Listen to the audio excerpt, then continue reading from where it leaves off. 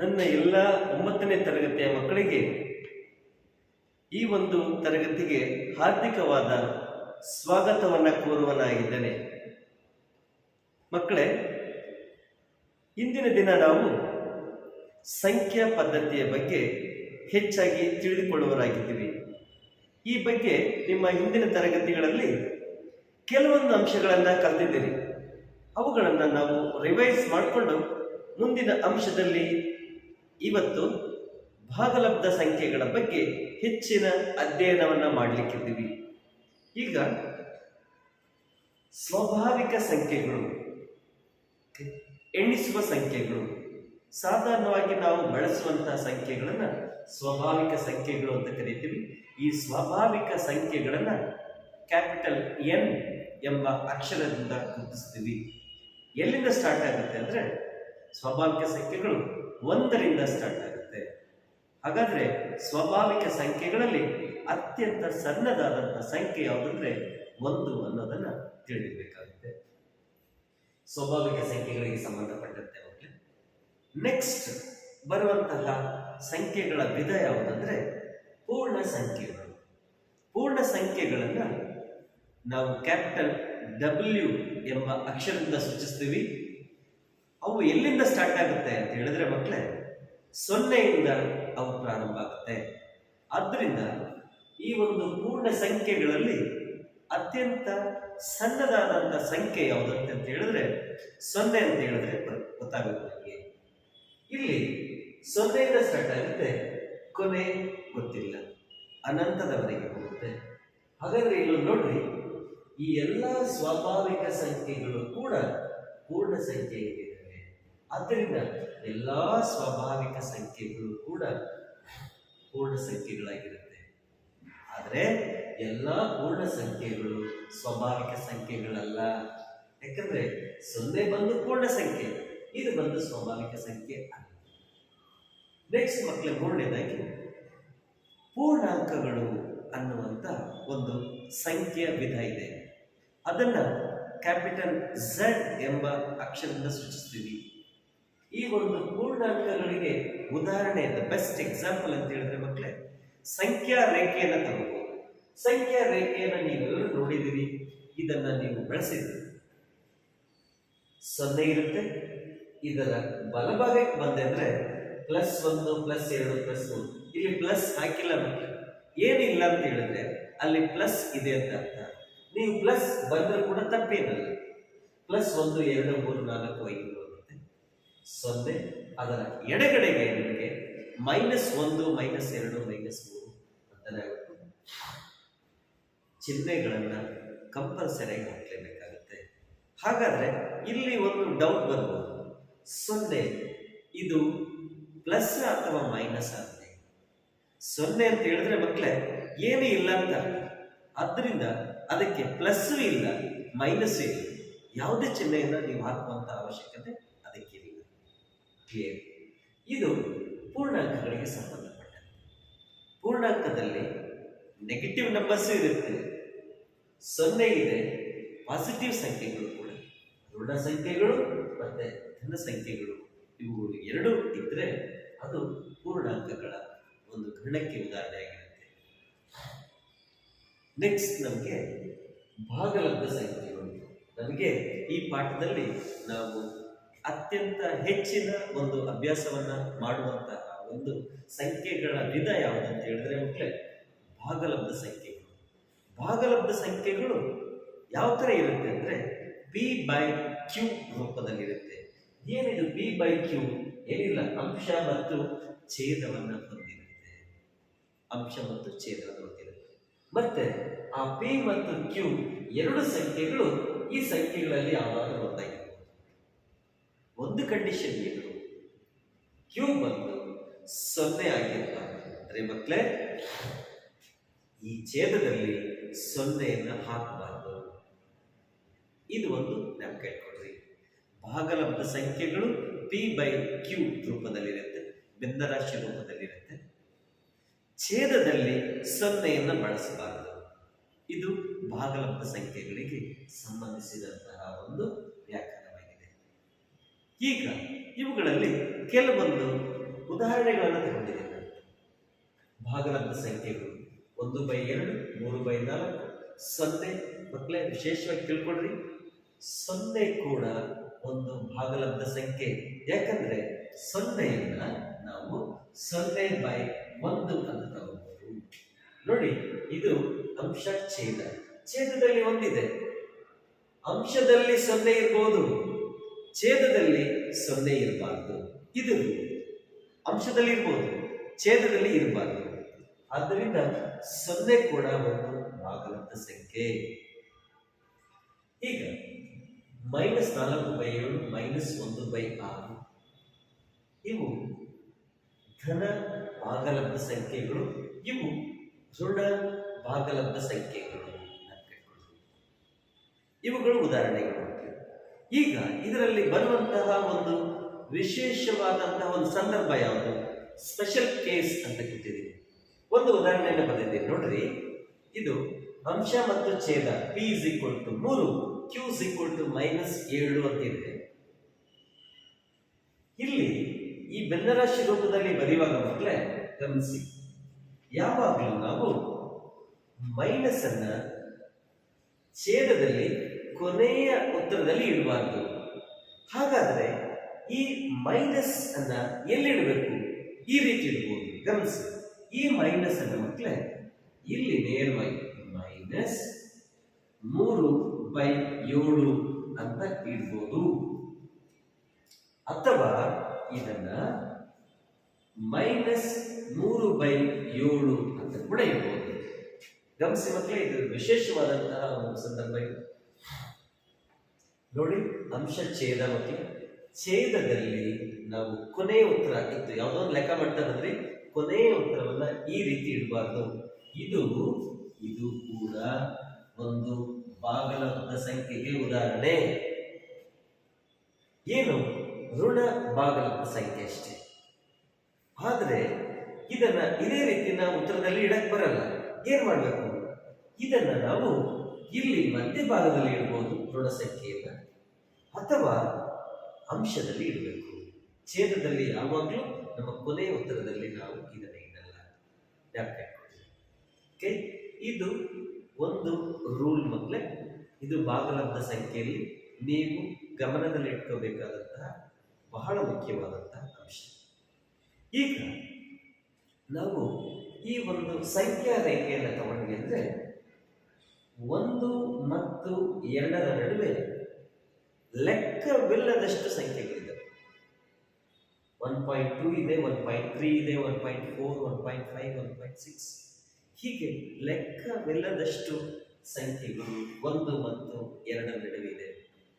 ಈಗ ಈ ಒಂದು ನಮ್ಮ ತರಗತಿಯಲ್ಲಿ ಯಾವುದಾದ್ರೂ 2 ಪೂರ್ಣಾಂಕಗಳಿರ್ಬೋದು, ಪೂರ್ಣ ಸಂಖ್ಯೆಗಳಿರ್ಬೋದು, ಪೂರ್ಣಾಂಕಗಳಿರ್ಬೋದು, ಸ್ವಾಭಾವಿಕ ಸಂಖ್ಯೆಗಳಿರ್ಬೋದು ಕೊಟ್ಟಾಗ ಅದರ ಮಧ್ಯೆ ಇರುವಂತಹ ಭಾಗಲಬ್ಧ ಸಂಖ್ಯೆಗಳನ್ನು ಕಂಡುಹಿಡಿಯೋದು ಹೇಗೆ ಅನ್ನೋದನ್ನ ಈಗ ತಿಳ್ಕೊಳ್ಳೋಣ.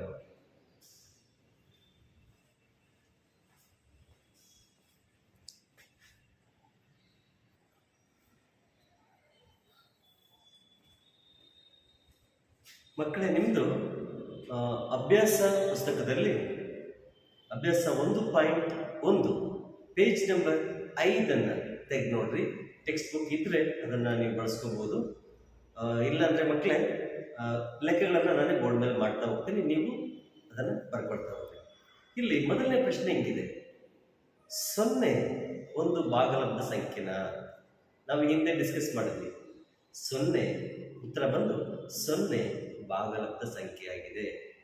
ಯಾಕಂದ್ರೆ 0 ಅನ್ನೋದನ್ನ ನಾವು 0/1 ಅಂತ ಬರೀಬಹುದು. 0/1 ಅಂದ್ರೆ ಅದರ ಬೆಲೆ 0ನೇ, ಅಥವಾ 0/2 ಅಂತ ಬರೆದರೂ ಕೂಡ ಅದರ ಬೆಲೆ 0ನೇ. ಹೀಗಾಗಿ 0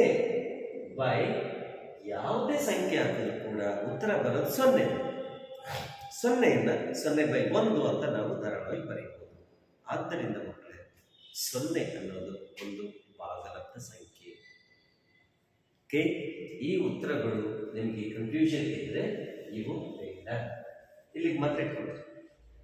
0 ಅನ್ನೋದನ್ನ 0/1 ಅಂತ ಬರೆಯಬಹುದು. ಅದರ ಉತ್ತರ ಕೂಡ 0 ಆಗಿರುತ್ತೆ. ಆದ್ದರಿಂದ 0 ಅನ್ನೋದು ಒಂದು ಭಾಗಲಬ್ಧ ಸಂಖ್ಯೆ. ಎರಡನೇ ಪ್ರಶ್ನೆಯನ್ನು ನೋಡ್ರಿ. 3 ಮತ್ತು 4ರ ನಡುವಿನ ಯಾವುದಾದ್ರೂ 5 ಭಾಗಲಬ್ಧ ಸಂಖ್ಯೆಗಳನ್ನು ಗುರುತಿಸಿ. ನಾನು ಮೊದಲೇ ಹೇಳಿದೆ, ಸಂಖ್ಯಾ ರೇಖೆಯ ಮೇಲೆ 3 ಮತ್ತು 4 ಆ ಸಂಖ್ಯೆಗಳಿದ್ದಾವೆ. ಇವು ಎರಡರ ಮಧ್ಯೆ ಎಷ್ಟು ಸಂಖ್ಯೆಗಳು ಭಾಗಲಬ್ಧ ಸಂಖ್ಯೆಗಳು? 5 ಭಾಗಲಬ್ಧ ಸಂಖ್ಯೆಗಳು. ಎಷ್ಟಾದ್ರೂ ಬರೀಬಹುದು, ಎಷ್ಟಾದ್ರೂ ಬರೀಬಹುದು. 5 ಸಂಖ್ಯೆಗಳನ್ನು ಬರೆಯೋದು ಹೇಗೆ? 1 ಮಾರ್ಕ್ಸ್ ಕೇಳ್ಬೋದು ಅಥವಾ 2 ಮಾರ್ಕ್ಸ್ ಕೇಳ್ಬೋದು ಅಂತ ಗಮನಿಸಿ. ಈಗ ಇಲ್ಲಿ ಸಂಖ್ಯಾ ರೇಖೆ ಇದೆ ಮಕ್ಕಳೇ. ಸಂಖ್ಯಾ ರೇಖೆ ಮೇಲೆ 3 ಮತ್ತು 4 ಅನ್ನುವಂಥ ಸಂಖ್ಯೆಗಳಿದ್ದಾವೆ. ಅದರ ಮಧ್ಯೆ ಇರುವಂತಹ ಭಾಗಲಬ್ಧ ಸಂಖ್ಯೆಗಳು ಬೇಕಂತೆ. ಗಮನಿಸಿ ಮಕ್ಕಳೇ, ಇಲ್ಲಿ ಎಷ್ಟು ಭಾಗಲಬ್ಧ ಸಂಖ್ಯೆಗಳು ಬೇಕು? 5 ಅಂತಿತ್ತು ಅಂದ್ರೆ ನೀವು ಏನ್ ಮಾಡ್ಕೋಬೇಕು? ರೂಲಲ್ಲಿ ಇದಕ್ಕೆ +1 ಸೇರಿಸ್ಕೊಡ್ರಿ. ಎಷ್ಟಾಯ್ತು? 6.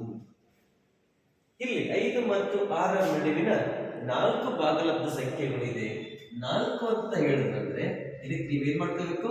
+1 ಸೇರಿಸ್ಕೊಂಡ್ಬಿಟ್ಟು 5 ಅಂತ ಬರ್ಕೋಬೇಕು. ಈಗ ಏನಕ್ಕೆ ಹತ್ರ ಮಾಡ್ತಾ ಇದ್ದೀನಿ ಗಮನಿಸಿ. ಹೇಗೆ ಬರೆಯೋದು? ಮೊದಲನೇದಾಗಿ ಈ 3 ತಗೊಳ್ತೀವಿ. 3 ಈ 3 ಹೆಂಗ್ ಬರೀತೀನಿ ನೋಡ್ರಿ. 3 ಇಂಟು ನೋಡ್ರಿ, ಈ ಸಂಖ್ಯೆ ತಗೊಂಡಿದ್ದೀವಿ 6. 6/6 ತಗೊಳ್ತೀವಿ. ಈ ಒಂದು 3 6 ಮತ್ತು 6ರಿಂದ ಗುಣಿಸ್ಕೊಳ್ತಾ ಇದ್ದೀವಿ. 6 ಕ್ಯಾನ್ಸಲ್ ಆಗ್ಬಿಟ್ಟು ಅದೇ ಬರೋದು. ಉದಾಹರಣೆಗೆ ನಮ್ಮಲ್ಲಿ 18/6. 18/6 ಇದನ್ನು ಕ್ಯಾನ್ಸಲ್ ಮಾಡಿದ್ರೆ ಬರುವಂತ ಉತ್ತರ ಇದೆ. ಗಮನಿಸಿ, 4 ಬರೀತೀವಿ. 4 4 ಇಂಟು ಅದೇ 6/6 ಬರೀ ಮಕ್ಕಳೇ. 6/6 4 24/6. ಇದನ್ನ ಭಾಗಿಸಿದ್ರೆ ನಮ್ಗೆ ಸಿಗುವಂತ ಉತ್ತರ 4. ಈಗ ಈ ಒಂದು ಛೇದ ಸಮಾವೃತ. ನೆಕ್ಸ್ಟ್ ಏನ್ ಗೊತ್ತಾ ಮಕ್ಕಳೇ? 18 ಆದ್ಮೇಲೆ ಬರುವಂಥದ್ದು ಯಾವುದು? 19/6 ಒಂದು ಸಂಖ್ಯೆ ಆಯಿತು. 19 ಆದ್ಮೇಲೆ 20/6, 21/6, 22/6, 23/6. 1 2 3 4 5 ಇವು ಭಾಗಲಬ್ಧ ಸಂಖ್ಯೆಗಳು. ಇವು 2 ಮತ್ತು 3ರ ನಡುವೆ ಇರುವಂತಹ ಭಾಗಲಬ್ಧ ಸಂಖ್ಯೆಗಳು ಇದಾಗಿವೆ. ಹೀಗೆ ನೀವು 2 ಮಾರ್ಕ್ಸ್ನ ಪ್ರಶ್ನೆಯನ್ನ ಉತ್ತರಿಸುವಂತಹ ವಿಧಾನ ಇದಾಗಿದೆ ನೋಡಿ. ಒಂದೇ ಒಂದು ರೂಲ್. 2 ಸಂಖ್ಯೆಗಳನ್ನು ಕೊಟ್ಟಿದ್ದಾರೆ, ಅವುಗಳ ಮಧ್ಯೆ ಎಷ್ಟಾದ್ರೂ ಹೇಳಿ. ಇಲ್ಲಿ 5 ಭಾಗಲಬ್ಧ ಸಂಖ್ಯೆಗಳು. ಯಾವುದೇ ಸಂಖ್ಯೆಗಳನ್ನ ಕೊಟ್ಟರೆ +1 ಅಂತ ಆ್ಯಡ್ ಮಾಡ್ಕೊಡ್ರಿ. 1 ಮಾಡಿಕೊಂಡು ಮೊದಲನೇ ಸಂಖ್ಯೆ ಹಾಕೊಳ್ಳೋದು. 3 3 ಇಂಟು ಈ ಏನು ಬಂದಿದೆಯಲ್ಲ 6/6. 18/6. 18/6 ಅನ್ನೋದು 3. ನೆಕ್ಸ್ಟ್ ಈ 4 ಕೂಡ ಅದೇ ತರ ಮಾಡ್ಕೊಳ್ಳೋದು ಮಕ್ಕಳೇ. ಇವುಗಳ ಛೇದಗಳು ಸಮ ಮಾಡ್ಕೊಂಡ್ವಿ. ಈಗ ನೋಡ್ರಿ, 18 ಆದ್ಮೇಲೆ 19/6, 20/6, 21, 22, 23 5 ಸಂಖ್ಯೆಗಳು. ಹೀಗೆ ಇವು ಭಾಗಲಬ್ಧ ಸಂಖ್ಯೆಗಳು 3 ಮತ್ತು 4ರ ನಡುವೆ ಇದೆ. ಇದೇ ತರ ಎರಡನೇ ಪ್ರಶ್ನೆ.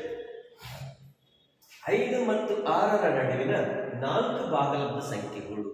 4 ಅಂತಿದೆ ಮಕ್ಕಳೇ, ಅದಕ್ಕೆ 1 ಸೇರಿಸ್ಕೊಳ್ತಾ ಇದ್ದೀವಿ. 5 ಆಯ್ತು. ಈಗ ಈ 5 ಇದು 5 ಇಂಟು ಅಲ್ಲಿ 5/5 5/5 25/ಈ 5 ಆಯ್ತು. ಎರಡನೇದು 6 6 ಇಂಟು ಅದೇ 5/5 6 30/5 ಆಯ್ತು.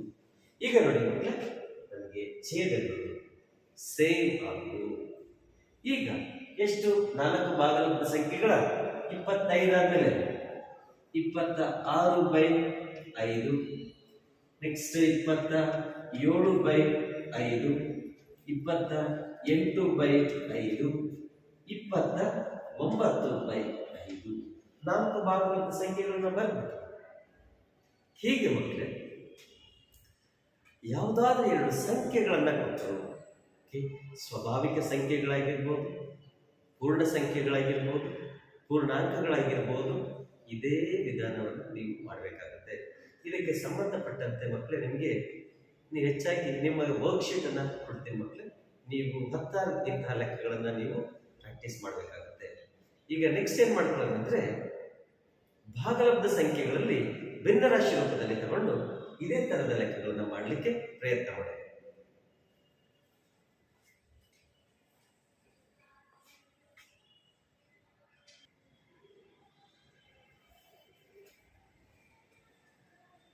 ಮಕ್ಕಳೇ ಅದೇ ಅಭ್ಯಾಸ 1.1ರಲ್ಲಿ 3ನೇ ಪ್ರಶ್ನೆ ಹಿಂಗಿದೆ. ಇಲ್ಲಿ ಭಿನ್ನ ರಾಶಿಗಳನ್ನ ತಗೊಂಡಿದ್ದೀನಿ. ಆ ಭಿನ್ನ ರಾಶಿಯ ವಿಧ ಕೂಡ ಹೇಗಿದೆ ಅಂದ್ರೆ ಅವುಗಳ ಛೇದಗಳು ಸಮ ಇದೆ ಮಕ್ಕಳು. ಬಹಳ ಸುಲಭವಾದಂಥ ಲೆಕ್ಕ ಹೀಗಿದೆ. 3/5 ಮತ್ತು 4/5 ಇವುಗಳ ನಡುವಿನ ಯಾವುದಾದ್ರೂ 5 ಭಾಗಲಬ್ಧ ಸಂಖ್ಯೆಗಳನ್ನ ಗುರುತಿಸಿ ಅಥವಾ ಬರೆಯಿರಿ. ಅದೇ ತರದ ಇನ್ನೊಂದು ಲೆಕ್ಕವನ್ನು ನಾನು ಹಾಕೊಂಡಿದ್ದೀನಿ. ಓಕೆ, ಬಹಳ ಸುಲಭವಾಗಿ ಮಾಡಬಹುದು ಮಕ್ಕಳೇ. ಗಮನಿಸಿ ಹೆಂಗ್ ಮಾಡೋದಿಲ್ಲ ನೋಡಿ ಮಕ್ಕಳೇ. ಈ 3/5 ಇದು 3/5 ಅನ್ನೋದನ್ನ ನಾನು ಯಾವ ತರ ಬರ್ಕೋಬಹುದು ಅಂದ್ರೆ 30/50 ಅಂತ ಬರ್ಕೊಳ್ತೀನಿ. ಇದನ್ನ 0 ಕ್ಯಾನ್ಸಲ್ ಮಾಡಿದ್ರೆ ಅದೇ 3/5.